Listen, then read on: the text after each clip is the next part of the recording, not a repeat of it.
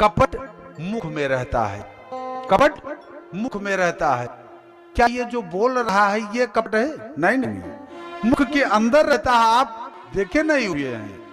अच्छा देखते तो है हैं, सभी लोग रोज सुबह सुबह देखते हैं, सब बात बराबर है, मैं बता रहा हूं। और कहां कपट चलता है? गुरु जी के यहां। और कहां कपट चलता है? कथा में, कथा में भी कपट चलता है। और कहां कपट चलता है? पड़ोसी से, पड़ोसी से भी कपट चलता है। बस संकेत हो गया। बस यही दो श्लोक की व्याख्या करके विश्राम करेंगे, कल विस्तृत। देखिए प्रणाम कहां कहां रहता है हमने आपको बता दिया।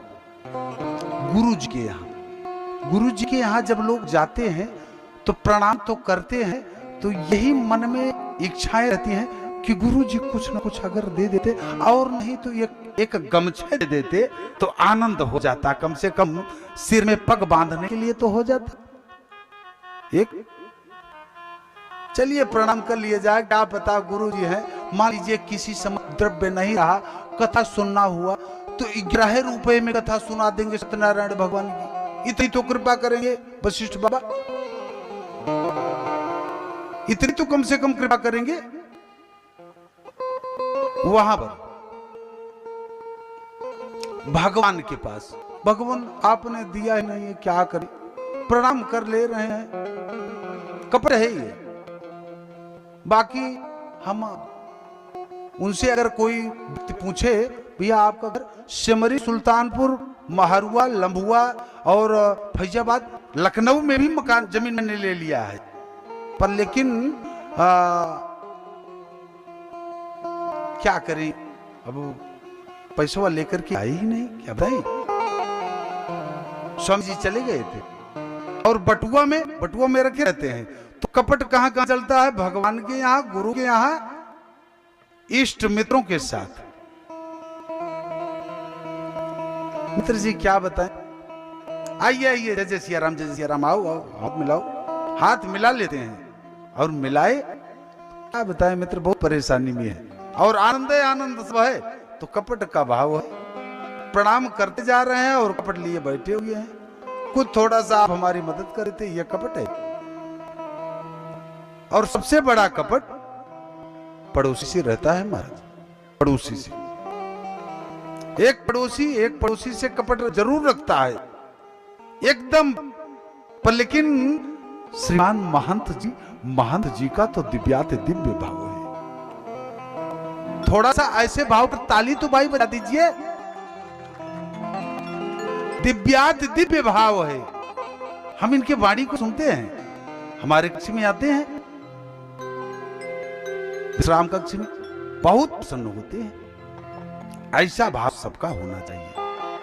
पर लेकिन कुछ पड़ोसी का ऐसा कैसा भाव होता है? भाव ऐसा होता है, काता जी कैसे हैं, आओ आओ, प्रणाम प्रणाम प्रणाम प्रणाम प्रणाम भाई प्रणाम, क्या हाल चाल है? ये ठीक है। क्या बताएं, बहू मेरी मुझसे बहुत लड़ाई कर रही है और बेटा भी मारने के लिए मुझे धमकी दे रहा है, बेटा भी मुझे मारने के लिए धमकी दे रहा है। क्या बताएं, क्या करोगे महात्मा जी?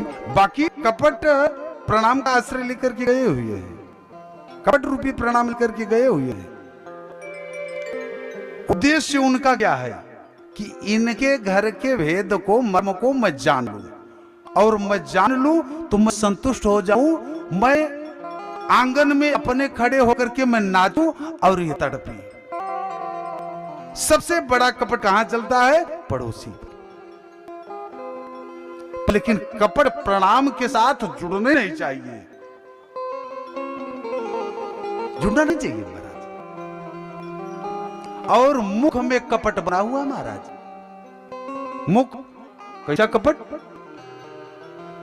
ये जो दांत है आगे और दोनों बगल बगल, ये मानो कपट है। और जिह्वा राममय कहते हैं, प्रणाम करने से आयु विद्या यशो बलम,